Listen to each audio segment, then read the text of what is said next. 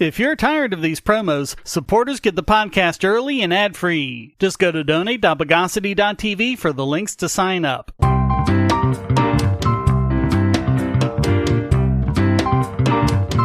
Welcome to the Bogosity Podcast for the week of March 17, 2024. The podcast with personality.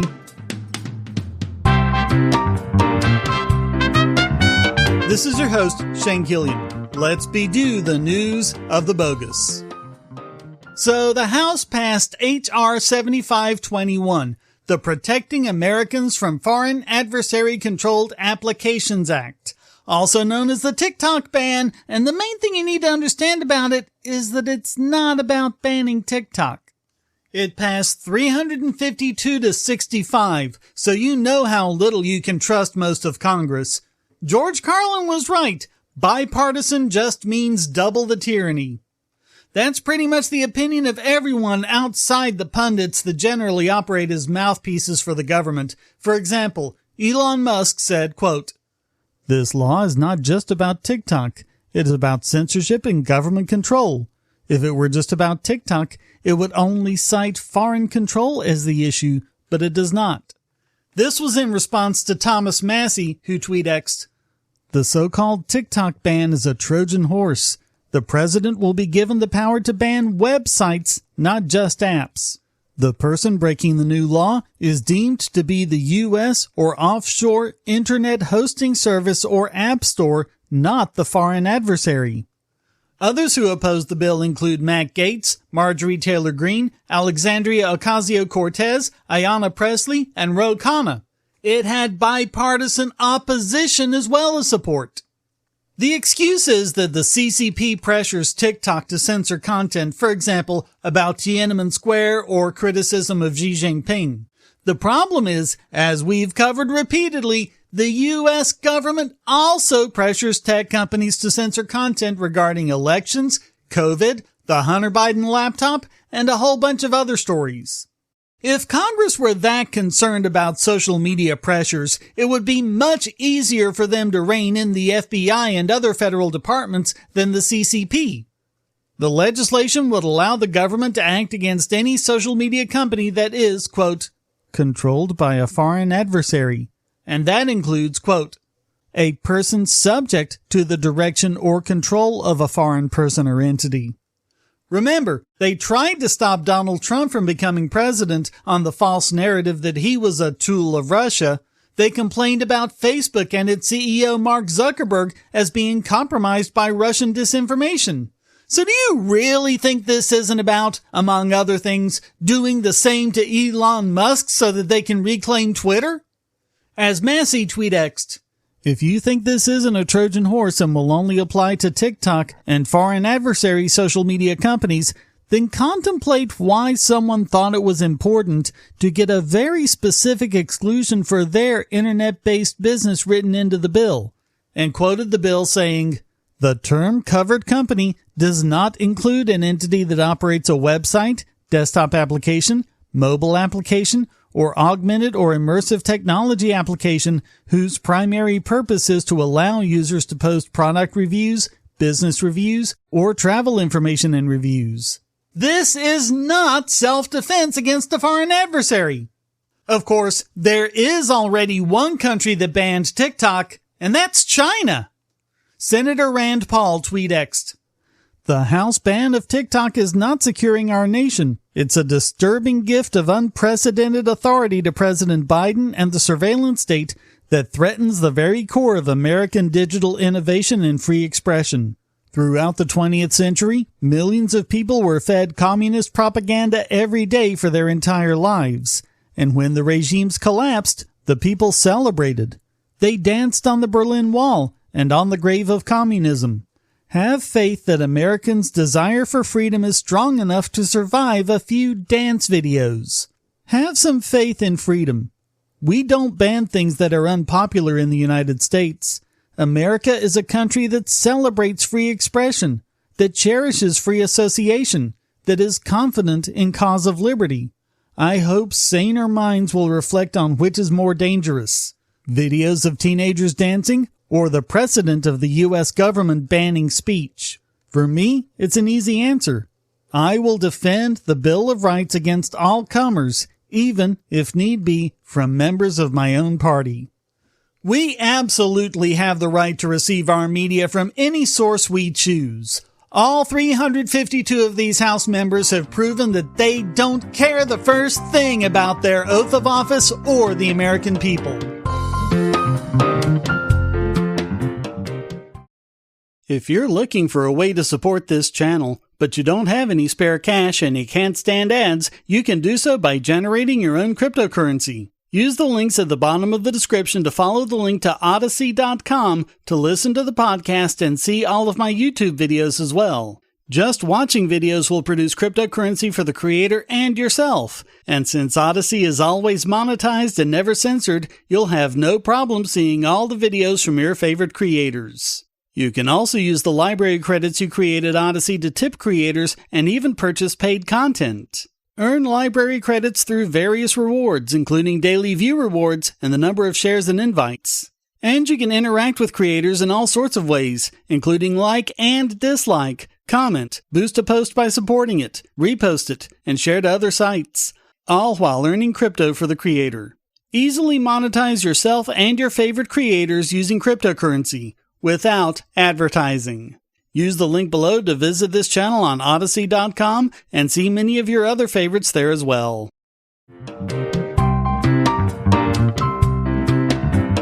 So more from the Georgia case, this time about the phone call that supposedly proves that Donald Trump solicited Georgia Secretary of State Brad Raffensperger to fraudulently create votes for him. Now, a book from Mike Isikoff and Daniel Klaidman admits that this phone call, a major part of DA Fani Willis's case, was illegally recorded. This isn't any kind of expose, just the opposite. It's a gushing biography of how wonderful Willis is, called Find Me the Votes, a hard-charging Georgia prosecutor, a rogue president, and the plot to steal an American election. Isikoff is one of the original Russiagate hoaxers, and the fraudulent information in his articles were used to secure warrants against Carter Page and others. Klaidman is a producer with CBS News. The phone call was recorded by political activist Jordan Fuchs, also Raffensperger's chief of staff, who was in Florida at the time, and according to Florida law, it's illegal to record a call without all parties consenting to the recording. She didn't get consent from anyone to record it. The recording was illegal. Although their book praises her, it makes her sound like an unhinged conspiracy theorist. She claimed that Trump knew as early as May of 2020 that he was going to lose the election, conspired with WAPO reporters to invent legislation to rig the election, and attempted to block public view of an election audit. She's so ignorant of Georgia elections, she thinks the state requires Social Security numbers to vote. Oh, and she also dabbles in the occult. Fuchs gave WAPO fabricated quotes about the phone call, which they had to later retract, although that wasn't until March of 2021, months after the quotes were used to impeach Trump. The authors claimed that this taught her to always record phone calls, which is why she recorded the January 2021 phone call, apparently thinking she can travel back in time as well. In the book, they write, Fuchs has never talked publicly about her taping of the phone call. She learned, after the fact, that Florida, where she was at the time, is one of 15 states that requires two-party consent for the taping of phone calls. A lawyer for Raffensperger's office asked the January 6th committee not to call her as a witness for reasons the committee's lawyers assumed were due to her potential legal exposure. The committee agreed.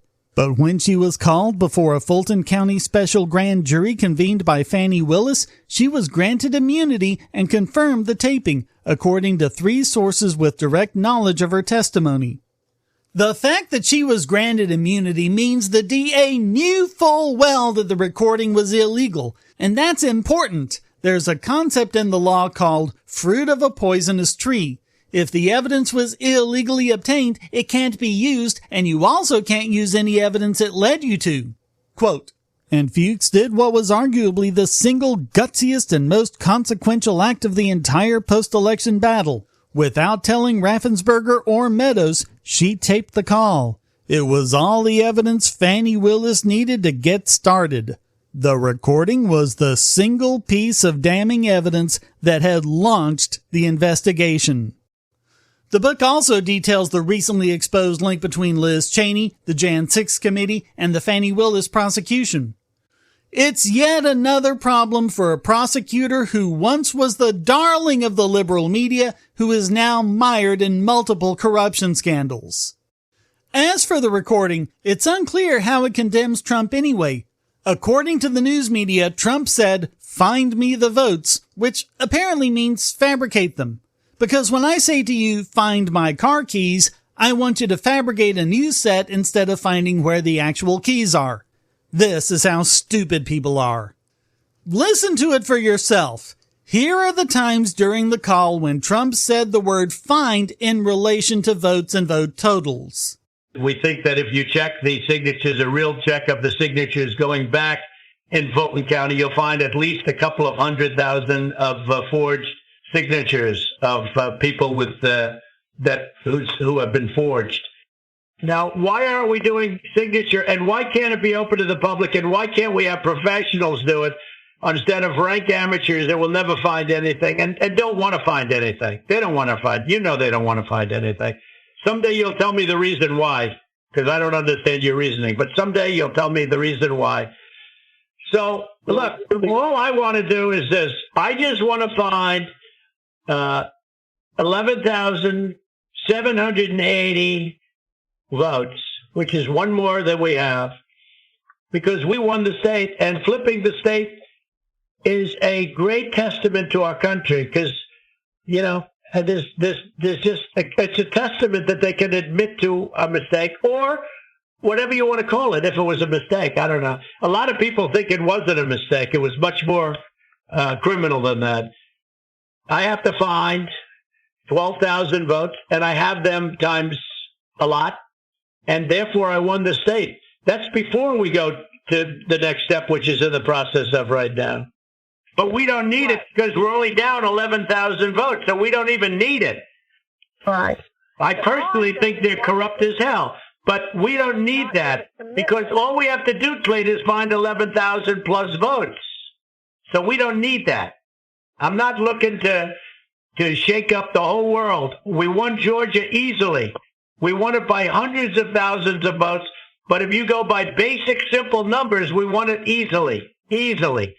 So you decide for yourself what that sounds like. Does it sound to you like Trump is asking him to fabricate votes? Because it doesn't to me at all. That sounds to me like creationist level quote mining. Of course, like the other Trump trials, they're just hoping to use the so-called evidence with a nod and a wink to let a biased jury convict him anyway. But now, at least for the Georgia case, that all may be out the window.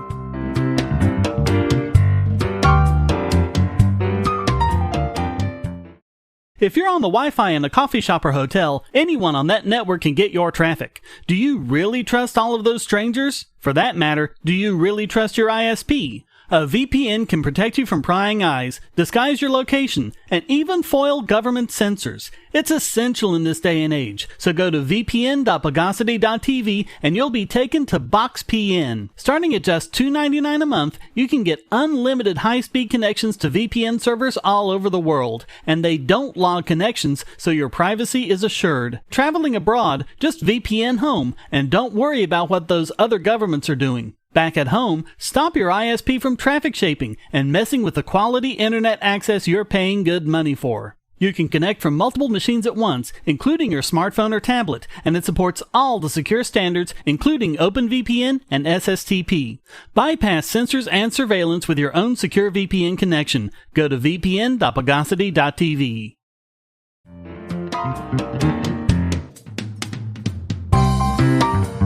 Going up to a different prosecutor, New York AG Letitia James is going after firefighters who dared use their freedom of speech to express their displeasure with her. She was introduced at a ceremony at the Christian Cultural Center in Brooklyn where she was swearing in the FDNY's new chaplain, which is weird because that's traditionally done by the mayor. Anyway, here's what it sounded like. I'd like to introduce our next speaker, Attorney General Letitia James.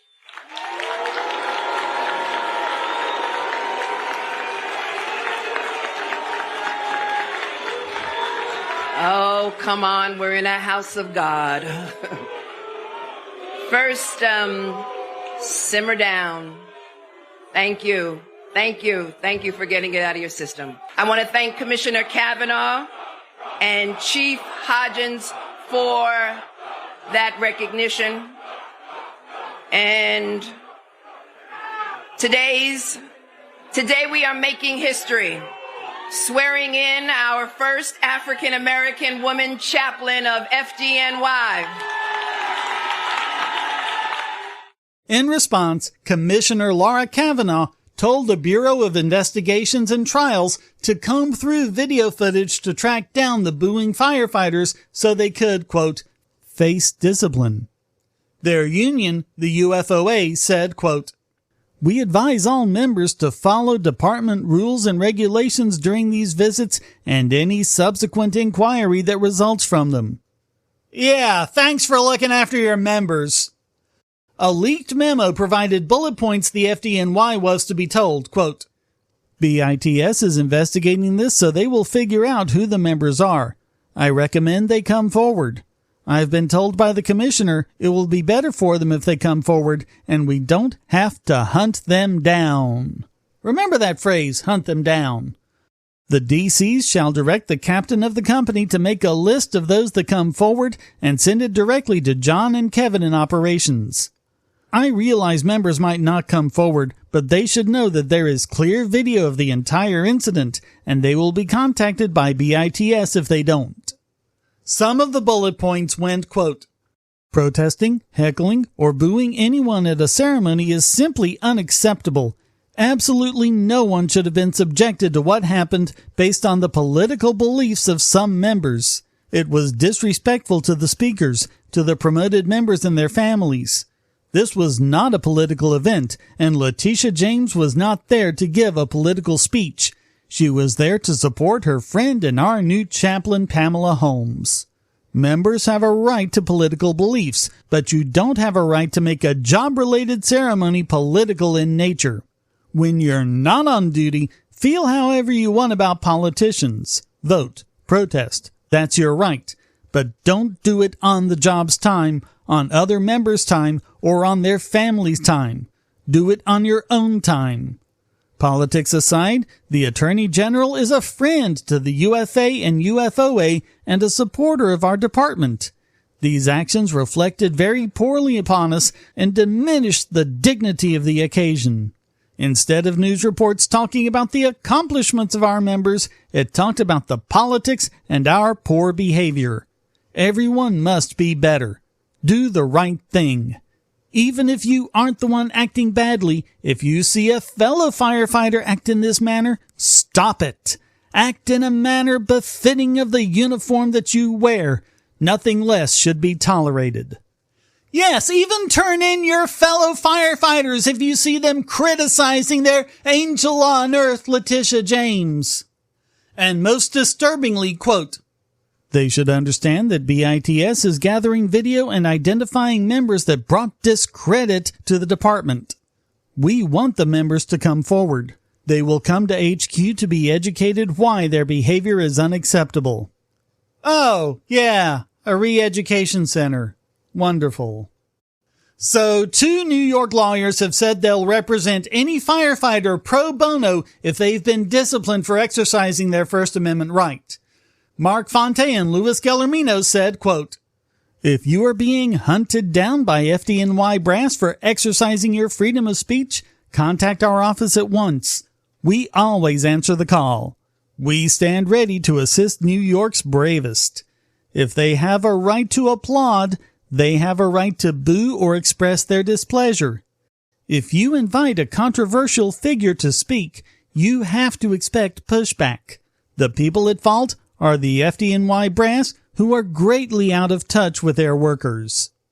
Department spokesperson Jim Long defended the department's position, saying it was just about the unprofessionalism. Quote, nobody is hunting anyone down.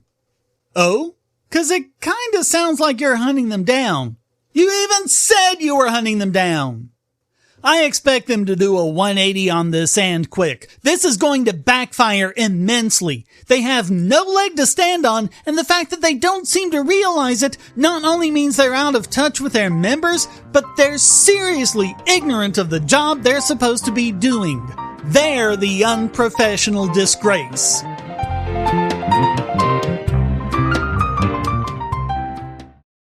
Do you have children, or nieces or nephews? Are you homeschooling, or just want to counter some of the socialist indoctrination most children get in school? If so, go to bogosity.tv/TuttleTwins, and you'll be taken to a website where you can get some great books for elementary-age children. The Tuttle Twins books are books about liberty and free market economics that include children's versions of Bastiat's The Law, Leonard Read's I, Pencil, and Hayek's The Road to Serfdom, as well as books about the Federal Reserve and how regulations protect business cronies. They'll learn about the harm caused by eminent domain, or regulations passed in the name of safety, and fundamental concepts of liberty. And as you can see from the sample pages on the website, they're all easy to read and nicely illustrated. They're just $9.99 a piece, or get a special discount as well as free bonuses when you purchase all 5. You can even buy in bulk to donate to schools and local libraries. So get the Tuttle Twins books at bogosity.tv/TuttleTwins.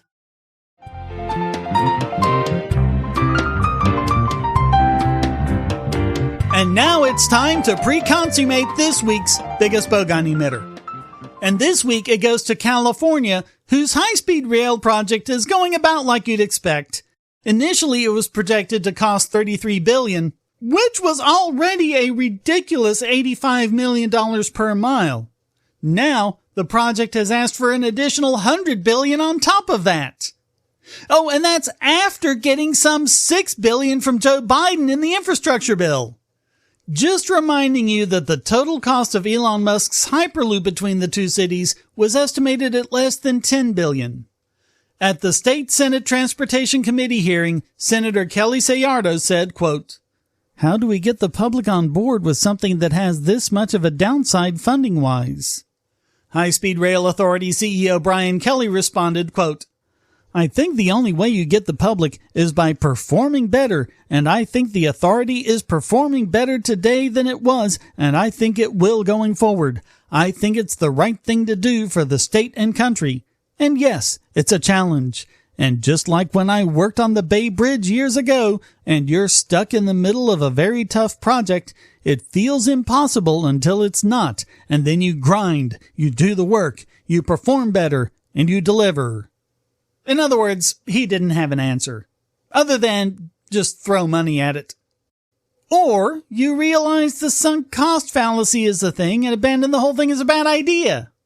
That's even assuming we now even have the final figure. In 2022, the New York Times estimated that the project was spending $1.8 million a day, and despite that, quote, "According to projections widely used by engineers and project managers, the train could not be completed in this century."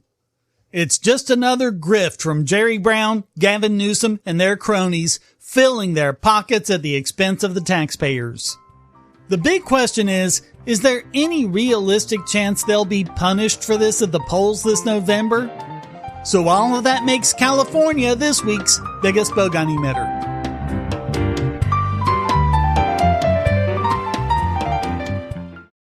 I want to tell you about the eyeglasses I've been wearing for years. As people can see on my videos, I have a very strong prescription, which makes glasses more expensive, especially when I need computer glasses, reading glasses, prescription sunglasses, and most expensively, progressive lenses for general everyday wear. To save money while still getting quality glasses, I get them from Firmoo. In fact, I just got a pair of progressives with high-index aspherical lenses and a nice pair of frames my wife loves for just over $100. It would have been $500 to get them through my eye doctor. Not only do they look good, the glasses are durable. I've worn many pairs for several years without problems. All orders come with a 30-day return policy, a 3-month warranty, and one-on-one customer service. Go to Firmoo, that's FIRMOO.bogosity.tv anytime you need quality glasses at a low price. Once again, that's Firmoo.bogosity.tv.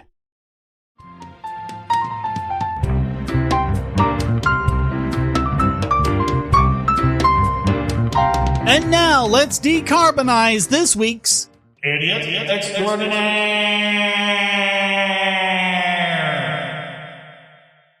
And it's yet another one for Joe Biden, and this one might feel like a bit of a rerun of last week's biggest bogon emitter segment, where we covered Congress wanting to solve the problem of the deficit with a tax hike, which, as we covered, is impossible. Biden, in his absolutely cringeworthy State of the Union address, said that he would ensure corporate America would pay their, quote, fair share by hiking the corporate income tax rate from 21% to 28%. Just to quickly hit a couple of highlights from last week, the average income tax rate in 2020 was 13.6%, and the top 1% paid an average of 26%, almost twice the average and more than 8 times as much paid by the bottom 50%. And that 26% is greater than their share of total adjusted gross income, which was 22.2%. As far as tax revenues go, empirically, you just can't sustain revenues of over 17% or so of GDP. Last year, total revenues were 16.5% of GDP, whereas expenditures were 22.8% of GDP. You just can't tax your way out of the deficit. The only way out is to grow GDP, which, paradoxically, would mean cutting the tax rate as predicted by economist Arthur Laffer. That would increase GDP and, as a result, increase revenues. That's what happened after the corporate tax rate was cut in 2017 from 35% to 21%. The resulting boosts in investments and wages increased corporate tax revenues from $207 billion in 2017 to $569 billion in 2024. Let me also recap something I covered over a decade ago about the corporate income tax. Corporations don't actually pay taxes. When corporations are taxed, the money has to come from somewhere, and there are only 4 places it can come from. Consumers, who now have to pay higher prices, workers, who now face lower wages or being laid off entirely, reinvestment, which allows them to expand and create jobs, and profits by owners, stockholders, etc. Now, even if the last one is what you want, that's actually the capital gains tax that you want, although that still won't work for reasons already stated. But the big point is, you can't control where the corporate tax money comes from. Not even the corporation itself can control that.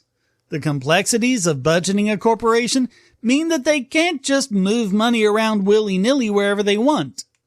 A recent study of corporate taxes in Germany found that workers bear about half the tax burden in the form of lower wages, with low-skilled, young, and female employees disproportionately harmed. And in the U.S., you can bet that'll be minority workers too. There just isn't any real reason for the corporate income tax.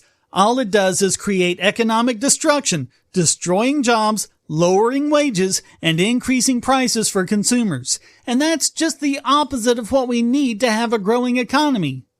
Now, Biden wants to spend a whopping $7.3 trillion. And, like the rest of them, hasn't even acknowledged the problem of Social Security's impending insolvency. And he's pretending that boosting the corporate tax rate is going to pay for it all, even though it won't, and relying on people not realizing that the costs of it will absolutely impair their own households. Of course, in this same speech, Biden also blamed corporations for inflation, saying they were price gouging. He's either immensely stupid, or he hopes we are. So all of that makes Joe Biden this week's Idiot Extraordinaire.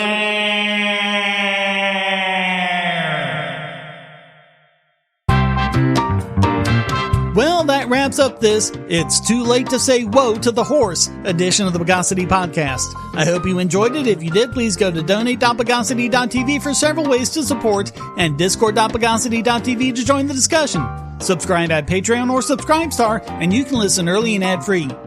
Thank you for listening. Until next time, here's a quote from Frank Chodorov.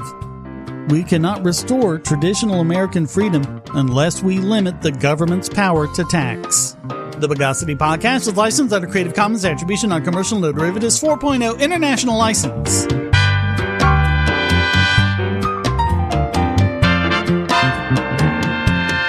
atrocity.